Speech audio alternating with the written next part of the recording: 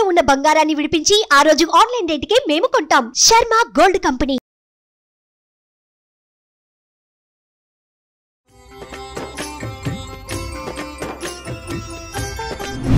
ప్రతినిత్యం వేల సంఖ్యలో భక్తులు ఆ ద్వారకాధీశుణ్ణి దర్శనం చేసుకుంటారు.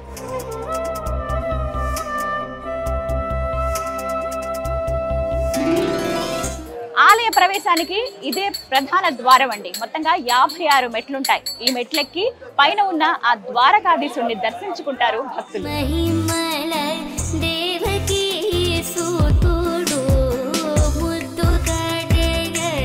ఇక్కడ బలరామ స్వామి వారి విగ్రహం ఏర్పాటు చేశారు. ఆ స్వామి దర్శనం చేసుకోవచ్చు. అలాగే ఎదురుకుండా మనకి ఇక్కడ త్రాచులు కనిపిస్తాయి. ఇగోండి ఇలా వచ్చిన భక్తులు ఎవరైతే ఉంటారో వాళ్ళు తులాభారం వేస్తారనమాట. అందులో ప్రధానంగా వేసేటువంటి వస్తువులు ఏంటంటే బియ్యం, పంచదార, నెయ్యి, ఈ 3 కూడా తూగుతారనమాట. ఎంత బరువు ఉన్నారో అంత తూగి అది స్వామి వారికి సమర్పిస్తూ ఉంటారు. అందరికీ తెలిసిందేగా, ఎన్ని వస్తువులున్నా, వజ్ర వైడూర్యాలున్నా, మణిమకుటాలున్నా కూడా కేవలం తులసీ దళానికే తూగి తన భక్తుల పైన ఎంత ప్రేమ ఆయన చూపిస్తాడనేది ఆయన నిరూపించాడు. జై శ్రీకృష్ణ.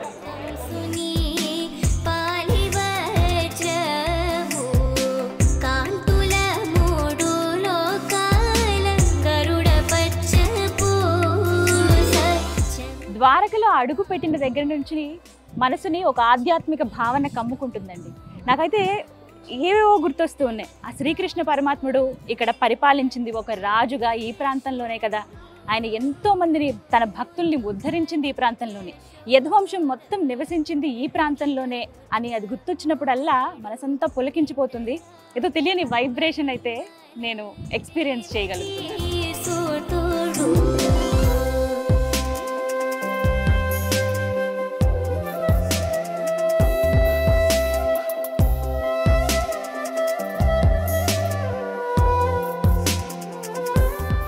అయితే ఆ ద్వారక సముద్రంలో మునిగిపోయింది, కానీ కొన్ని సాక్ష్యాలను మాత్రం సజీవంగా గుర్తుగా వదిలివేసింది.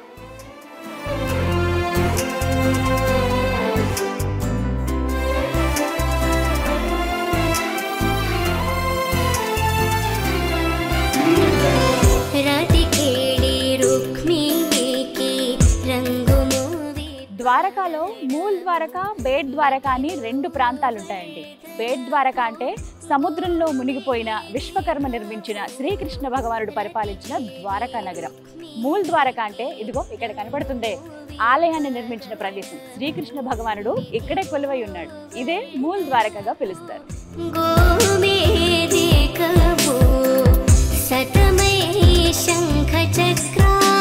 శ్రీకృష్ణుడి నిర్యాణం తర్వాత ద్వారకా నగరం పూర్తిగా సముద్రంలో మునిగిపోయింది. అయితే శ్రీకృష్ణుడి మునిమనవడు వజ్రనాభుడు శ్రీకృష్ణ పరమాత్ముడికి గుర్తుగా, అంటే జ్ఞాపకార్థంగా ఒక ఆలయాన్ని నిర్మించాలనుకున్నాడు. అదే ఈ మూల్ ద్వారక. సముద్రానికి దగ్గరగానే మనకు కనిపిస్తుంది. గోమతి నది తీరంలోనే ఉంటుంది.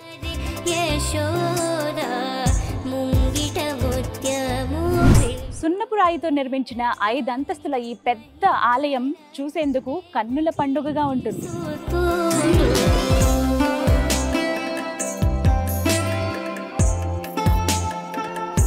ఈ ఆలయ మార్గాల పేర్ల వెనక మర్మం ఏంటో తెలుసా? ఆ శ్రీకృష్ణ భగవానుని దర్శనం చేసుకోవాలంటే స్వర్గానికి వెళ్ళాలిగా. ఆ స్వర్గ మార్గం గుండా లోపలికి వెళ్ళి ఆ స్వామి దర్శనం చేసుకుని ఆయన అనుగ్రహించిన మోక్షం ద్వారా ఆ మోక్ష మార్గం నుంచి బయటకు వస్తాం.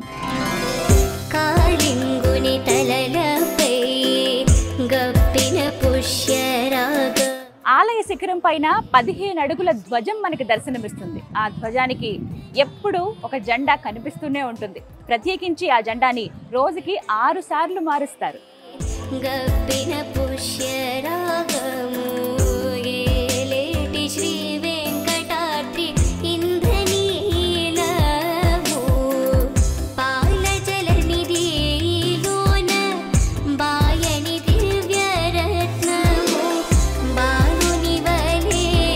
స్వామివారికి రోజు 6 రకాల సేవలు జరుగుతాయి. ఉదయం 6:30కే మంగళ హారతితోటి స్వామివారిని మేల్కొల్పుతారు. 10:30కి శృంగార హారతి ఉంటుంది. ఇక మధ్యాహ్నం 12 గంటలకి రాజ్ భోగ్ ఉంటుంది. 1 గంటకి ఆలయం మూసివేస్తారండి. ఇక తిరిగి 5 గంటలకి ఉద్యాపనతో ఆలయం మళ్ళీ తెరుస్తారు. అప్పటి నుంచి చూసుకుంటే ఇక ఎంతో మంది భక్తులు స్వామిని దర్శనం చేసుకుంటూనే ఉంటారు. ఇక 7:30కి సంధ్యాహారతి ఉంటుంది. ఇక రాత్రి 8:30 శయనహారతి ఉంటుంది. ఇక 9:30కి గుడి క్లోజ్ చేస్తారు. ఇక్కడ స్వామిని ద్వారకాధీశుడిగా కొలుస్తారు.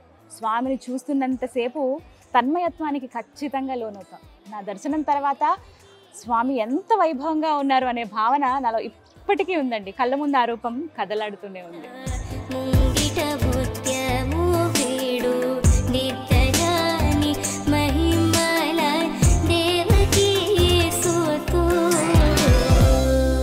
ద్వారక ప్రధాన ఆలయం చుట్టూ ఎన్నో ఉపాలయాలు దర్శనమిస్తాయండి. అందులో ప్రధానంగా దేవకి వసుదేవుల ఆలయాలు, బలరాముడు, రేవతి అమ్మవారి ఆలయం, అలాగే రుక్మిణి, సత్యభామ, జాంబవతి ఆలయాలు మనకి దర్శనమిస్తాయి.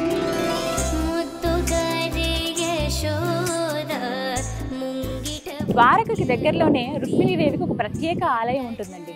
దుర్వాస మహాముని శాపం వల్ల రుక్మిణి అమ్మవారు అలా అక్కడ వెలసారని చెబుతారు. ఆదిశంకరాచార్యుల వారు భారతదేశ వ్యాప్తంగా 4 పీఠాలను స్థాపించారు. అందులో ఒకటి ద్వారకలో ఉంది. ద్వారక ప్రధాన ఆలయం ఏదైతే ఉందో శ్రీకృష్ణ భగవానుడిది, ఆలయం వెనుక భాగంలోనే మనకి శారదా పీఠం శ్రీ ఆదిశంకరాచార్యుల వారిదని రాసి ఉంటుంది. లోపలికి వెళ్ళి కాసేపు ధ్యానం చేసుకోవచ్చు. ద్వారకాధీశ్ ఆలయానికి 34 కిలోమీటర్ల దూరంలో బేట్ ద్వారక అనే ప్రాంతం ఉంటుందండి. ఏదైతే విశ్వకర్మ ఒక నగరాన్ని నిర్మించారో, శ్రీకృష్ణ భగవానుడు పరిపాలించాడో అదే ద్వారకా నగరం. అది సముద్రంలో మునిగిపోయిందని అందరికీ తెలిసిన విషయమే. అయితే కొన్ని శాటిలైట్ దృశ్యాల ద్వారా మనకి తెలిసింది అక్కడ ఇప్పటికీ ఆ నగరం ఆనవాళ్లు ఉన్నాయని. అలా ఎవరైతే ఆసక్తి ఉంటుందో, చూడాలని కోరుకుంటారో వారిని ప్రత్యేకంగా అక్కడికి తీసుకువెళ్తారు. అక్కడికి వెళ్ళి సముద్రంలో స్కూబా డైవింగ్ ద్వారా ఆ ప్రాంతాన్ని తిలకించవచ్చు. అయితే ఇంకా కొద్ది రోజుల సమయం ఉంది దీనికి. దీపావళి తర్వాత ప్రతి ఒక్కరికి కూడా వీక్షించేటువంటి అవకాశం కల్పిస్తున్నారు.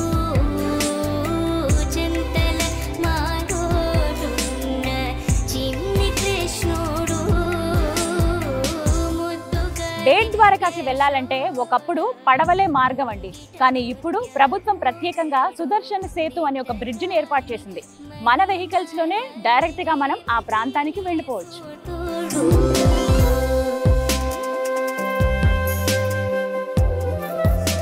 కంసుడిని సంహరించిన తర్వాత కంసుడి మామైన జరాసంధుడు శ్రీకృష్ణుడి పైన కోపంతో 17 సార్లు మధుర పైన దండెత్తాడు. దానివల్ల ఎంతో మంది యాదవ సైన్యాన్ని కోల్పోయారు.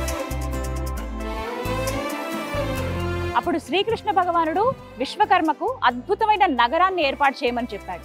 అలా ద్వారక ఆవిర్భావం జరిగింది.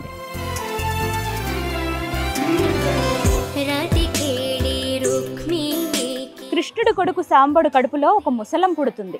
యాదవ వంశంలో గొడవలై అందరూ కొట్టుకు చేస్తారు. ఇక అవతారం చాలించే సమయం ఆసన్నం అవడంతో నిశ్శబ్దంగా ఆ శ్రీకృష్ణ పరమాత్ముడు తపస్సు చేసుకోవడానికి అడవిలోకి వెళ్ళిపోతాడు.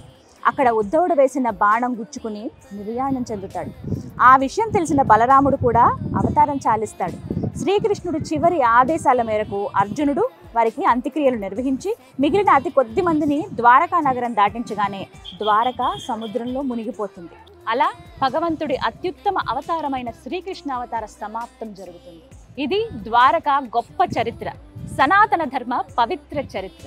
ఇక్కడ దొరికినటువంటి కొన్ని వస్తువులు, అవశేషాలు ఆర్కియాలజీ డిపార్ట్మెంట్ వాళ్ళు ఎవరైతే ఉన్నారో వాళ్ళు వచ్చి కార్బన్ డేటింగ్ చేశారండి. అలా చేస్తే అది తేలిందేంటో తెలుసా? ఇక్కడ ఏవైతే వస్తువులు ఉన్నాయో అవి మహాభారత కాలం నాటివి, సరిగ్గా ఆ సమయానికి సరితూగాయని చెబుతున్నారు.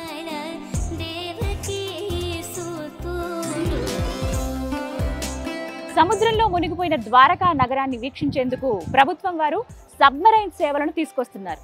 ఆసక్తి ఉన్నవారు వెళ్ళి ఆ నగరాన్ని వీక్షించవచ్చు. అయితే మరికొన్ని రోజుల సమయం పడుతుంది.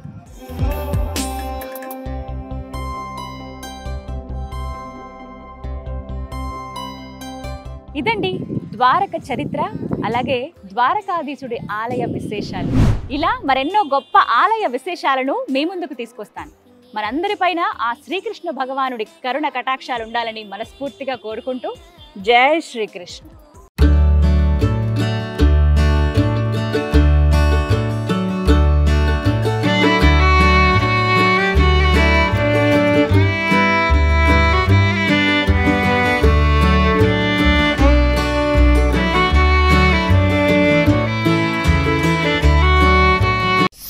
టీవీలో మీ పర్సనల్ అండ్ బిజినెస్ ప్రమోషన్స్ కోసం కింది నెంబర్కి కాంటాక్ట్ చేయండి.